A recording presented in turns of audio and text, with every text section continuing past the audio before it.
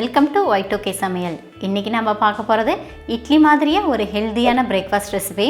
கடலை மாவை யூஸ் பண்ணி இந்த இட்லி நம்ம இன்றைக்கி செய்ய போகிறோம். என்னடா கடலை மாவில் இட்லின்னு பார்க்குறீங்களா? ஆமாங்க, ரவை, தயிர், கடலை மாவு இது எல்லாத்தையும் மிக்ஸ் பண்ணி இந்த இட்லி நாம் இன்றைக்கி செய்ய போகிறோம். இந்த இட்லியை மார்னிங் பிரேக்ஃபாஸ்ட்டுக்கு எடுத்துக்கலாம், இல்லைனா நைட்டு டின்னருக்கு கூட நம்ம எடுத்துக்கலாம். சைடிஷ் எதுவும் தேவைப்படாத ரொம்பவும் சாஃப்டான கடலை மாவு இட்லி செய்கிறது எப்படின்னு பார்க்கலாம். அதுக்கு முன்னாடி நம்ம சேனலை இன்றைக்கி தான் நீங்கள் ஃபஸ்ட் டைம் பார்க்குறீங்கன்னா சேனலை சப்ஸ்கிரைப் பண்ணுங்கள், கூடவே பக்கத்தில் இருக்க பெல் ஐக்கனை கிளிக் பண்ணுங்கள். இப்போ வாங்க ரொம்பவும் சாஃப்டான ஹெல்த்தியான கடலை மாவு இட்லி செய்கிறது எப்படின்னு பார்க்கலாம்.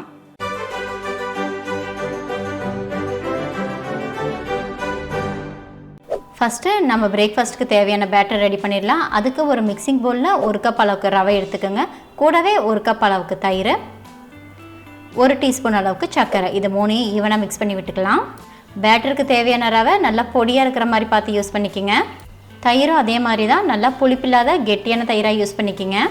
நம்ம செய்கிற இந்த பிரேக்ஃபாஸ்ட் நல்லா சாஃப்டான கன்சிஸ்டன்சியில் இருக்கணுன்றக்காக தயிரை யூஸ் பண்ணியிருக்கிறோம். தயிரோடு சேர்த்து ரவையை நல்லா மிக்ஸ் பண்ணதுக்கப்புறம் அது கூட 3/4 கப் அளவுக்கு கடலை மாவு, தேவையான அளவு உப்பு, 1/4 டீஸ்பூன் அளவுக்கு பேக்கிங் சோடா, இது மூணையும் ஆட் பண்ணிவிட்டு திரும்பவும் நல்லா மிக்ஸ் பண்ணி விட்டுக்கலாம். யூஸ் பண்ணியிருக்க கடலை மாவு சாதா கடலை மாவு தான், பஜ்ஜிக்கு யூஸ் பண்ணுற பஜ்ஜி மாவு கிடையாது. எல்லாத்தையும் நல்லா ஈவனாக மிக்ஸ் பண்ணதுக்கப்புறம் தேவையான அளவு தண்ணி ஊற்றி நல்லா மிக்ஸ் பண்ணி விட்டுக்கலாம். நம்ம மிக்ஸ் பண்ணுற இந்த பேட்டர் நல்லா கெட்டியான கன்சிஸ்டன்சிலேயே இருக்கட்டும். தண்ணியை கொஞ்சம் கொஞ்சமாக ஆட் பண்ணிவிட்டு மாவில் நல்லா கெட்டி சேராத மாதிரி மிக்ஸ் பண்ணி விட்டுக்கோங்க. மாவை நல்லா மிக்ஸ் பண்ணும்போது உங்களுக்கு தேவைப்பட்டால் மட்டும் தண்ணி ஆட் பண்ணி மிக்ஸ் பண்ணுங்கள். ஒரே டைமில் எல்லா தண்ணியும் ஆட் பண்ணி மிக்ஸ் பண்ண வேண்டாம். நான் மிக்ஸ் பண்ணியிருக்க இந்த மாவு நல்லா கெட்டியான கன்சிஸ்டன்சிலே இருக்குது. இப்படியே இருக்கட்டும். இதை நம்ம ஒரு 15 நிமிஷம் போல் அப்படியே ஊற வச்சிடலாம். 15 நிமிஷம் ஆயிடுச்சு, ரவையும் நல்லாவே ஊறிடுச்சு. நம்ம மிக்ஸ் பண்ணியிருக்க மாவு நல்லா கெட்டியான கன்சிஸ்டன்சியில் தான் இருக்குது. இப்போ அது கூட ஒரு துண்டு இஞ்சி நல்லா பொடியை கட் பண்ணி ஆட் பண்ணிக்கிங்க. கூடவே கருவேப்பிலையை கொஞ்சமாக கட் பண்ணி ஆட் பண்ணிக்கிங்க. 1 டீஸ்பூன் அளவுக்கு மிளகாய்த்தூள், 1/4 டீஸ்பூன் அளவுக்கு பெருங்காயத்தூள், 2 டேபிள் ஸ்பூன் அளவுக்கு கேரட் துருவல், இது எல்லாத்தையும் சேர்த்து நல்லா மிக்ஸ் பண்ணி விட்டுக்கலாம். கடலை மாவை யூஸ் பண்ணி இந்த பிரேக்ஃபாஸ்ட்டு செய்கிறனால ஒரு சிலருக்கு வயிற்று ப்ராப்ளம் வரும் அப்படின்னு நினைப்பீங்க. அதுக்காக தான் நம்ம பெருங்காயத்தூள் ஆட் பண்ணியிருக்கிறோம். அதனால் ஜீரணமும் சீக்கிரம் ஆயிரும், வாய் தொலையும் இருக்காது. மாவு நல்லாவே கெட்டியான கன்சிஸ்டன்சியில் தான் இருக்குது. இதில் இன்னும் கொஞ்சமாக நம்ம தண்ணி ஆட் பண்ணிவிட்டு நம்ம இட்லி மாவு பதத்துக்கு இதை நம்ம மிக்ஸ் பண்ணி எடுத்துக்கலாம். மொத்தமாக இந்த பேட்டர் ரெடி பண்ணுறதுக்கு நான் 1 கப் அளவு தண்ணியை கொஞ்சம் கொஞ்சமாக ஆட் பண்ணியிருக்கிறேன்.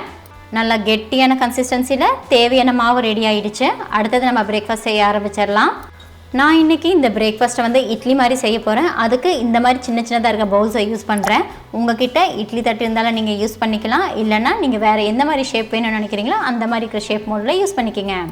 பவுலில் ஃபஸ்ட்டு லைட்டாக ஆயில் அப்ளை பண்ணிவிட்டு நம்ம ரெடி பண்ணி வச்சுருக்க பேட்டர் அதில் ஆட் பண்ணிக்கலாம். நம்ம இட்லி எந்த சைஸில் ஊற்றுவோமோ அந்த சைஸில் தான் இதை நான் ஊற்றி எடுக்க போகிறேன். அதாவது குழிக்கரண்டியில் 1 கரண்டி அளவு மாவை இந்த பவுலில் நான் ஆட் பண்ணிக்கிறேன். கடலை மாவில் இந்த பிரேக்ஃபாஸ்ட் செய்கிறோம், கடலை மாவு வேகுமா வேகாதா அப்படின்ற டவுட்டே நம்மளுக்கு வேண்டாங்க. கண்டிப்பாக கடலை மாவு நல்லாவே வெந்து வந்துடும். நம்ம செய்கிற பிரேக்ஃபாஸ்ட் நல்லா வாசனையாகவும் இருக்கும். அடுத்தது இந்த பேட்டருக்கு மேலே கொஞ்சமாக கொத்தமல்லி இலையை தூவிட்டு இதை நம்ம வேக வைக்க ஆரம்பிச்சிடலாம். இந்த பேட்டர் மிக்ஸ் பண்ணும்போது நான் 1 டீஸ்பூன் அளவுக்கு தான் மிளகாய் தூளை ஆட் பண்ணியிருக்கிறேன். உங்களுக்கு காரம் கொஞ்சம் அதிகமாக வேணும்னு நீங்கள் நினச்சிங்கன்னா கூடவே ஒரு பச்சை மிளகாவையும் நல்லா பொடியாக கட் பண்ணி ஆட் பண்ணிக்கிங்க. நார்மலாக நம்ம இட்லி எந்த மெத்தடில் வேக வைப்போமோ அதே மாதிரி தான் நான் வேக வைக்க போகிறேன்.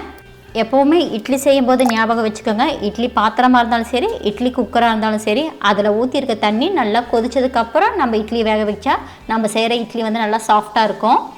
10லேருந்து 15 நிமிஷம் போல் அடுப்பை மீடியம் ஃப்ளேமில் வச்சு நம்ம வேக வச்சு எடுத்துக்கலாம். 15 நிமிஷம் ஆயிடுச்சு, இட்லியும் நல்லாவே வெந்துருச்சு. இந்த ஸ்டேஜில் இதை நம்ம எடுத்துடலாம். இந்த மாவை வச்சு இட்லிக்கு பதிலாக தோசையாக கூட நீங்கள் சுட்டு எடுத்துக்கலாம். தோசை சுட்டிங்கன்னா அதுவும் நல்லா கிறிஸ்பியாக இருக்கும். ஒரு 2லேருந்து 3 நிமிஷம் போல் அப்படியே ஆற வச்சிடலாம். அதுக்கப்புறம் இந்த மாதிரி ஒரு ஸ்பூனோ இல்லை கத்தியோ நீங்கள் யூஸ் பண்ணி அதை ரிலீஸ் பண்ணிடலாம். பவுலில் நம்ம கொஞ்சமாக ஆயில் அப்ளை பண்ணனால பவுலில் கொஞ்சம் கூட ஒட்டாமல் அப்படியே ரிலீஸ் ஆகி வந்துடுது. ஓவர் குக் ஆகாமல் கரெக்டான பதத்தில் இட்லி ரொம்ப சாஃப்டாகவே வந்திருக்கு. உடம்புக்கு ரொம்ப ஹெல்த்தியான இந்த இட்லி தேங்காய் சட்னியோட சாப்பிட்றதுக்கு அட்டகாசமாக இருக்கும். அவ்வளோதாங்க, ரொம்ப டேஸ்டியாக ஹெல்த்தியான கடலை மாவு இட்லியை ரொம்ப சுலபமாகவே செஞ்சுட்டோம். இந்த ரெசிபி உங்களுக்கு பிடிச்சிருந்துச்சுன்னா லைக் பண்ணுங்கள், உங்கள் ஃப்ரெண்ட்ஸ் அண்ட் ஃபேமிலிக்கு ஷேர் பண்ணுங்கள். உங்கள் வீட்டில் இட்லி தோசைக்கு மாவு இல்லாத போது இந்த ரெசிபி நீங்கள் ட்ரை பண்ணி பார்த்துட்டு எப்படி இருந்துச்சுன்னு எனக்கு கமெண்ட் பண்ணுங்கள். மறுபடியும் இன்னொரு ரெசிபியில் பார்க்கலாம். அது வரைக்கும் பாய்.